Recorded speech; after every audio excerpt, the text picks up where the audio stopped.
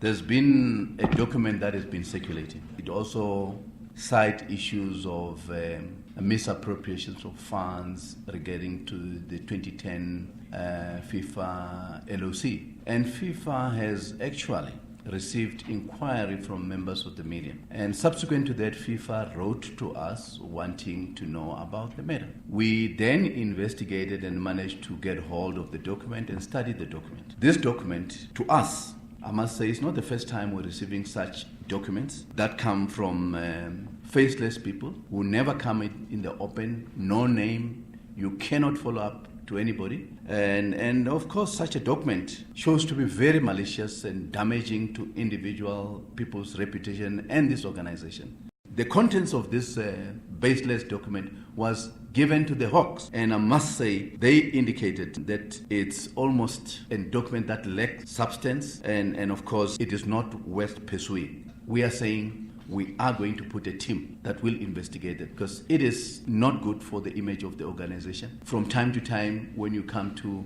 election or towards election, you have this smear campaign. It isn't good for us and good for football. We believe the document was drafted by someone who has been very poor in terms of certain information. And of course, we also believe that the individuals probably had certain information about the organization, and some of the information they had were not true. And of course, the many allegations regarding the FIFA 2010 World Cup was actually answered by the letter from FIFA that was very clear to say, in as far as they are concerned, there has been continuous reporting and audited financial statement that were not qualified. And of course, we felt we are not going to let this thing lie down, understanding that this year, come September, there are elections. It would appear it's someone trying to run a smear campaign against individuals and people. And we are saying if that individual is part of this organization, we don't know. We need to go deep and run what you call a forensic investigation so that we come to terms with this issue. If we identify that individual has to be dealt with because the platform is there.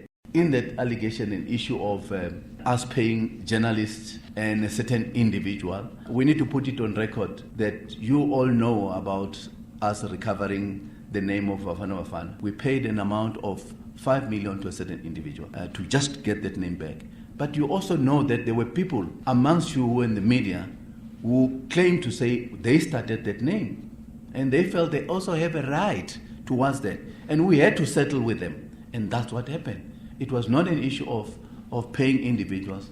I do not believe there's any member of the media here who can raise a hand and say, we have come out and say, we want to pay you to serve us. I don't know anyone. And if anyone is there, raise up your hand and say, you have received a penny from us so that you should write good about us. I personally have never done it and will never do that.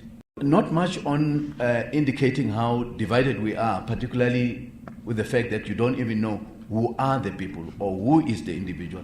Until such time that we discover that perhaps it's a group of people, then we may be able to confirm that. In every organization, as you know, people will always differ in opinion, but people have to work together. We hold annual general meetings in this association to account to our members on a number of issues. I know in that document they talk about the cars that we bought to the NEC members, the buses, the Hyundai. All those issues are there on record and were declared during the annual general meeting. And very clearly those things were accounted for.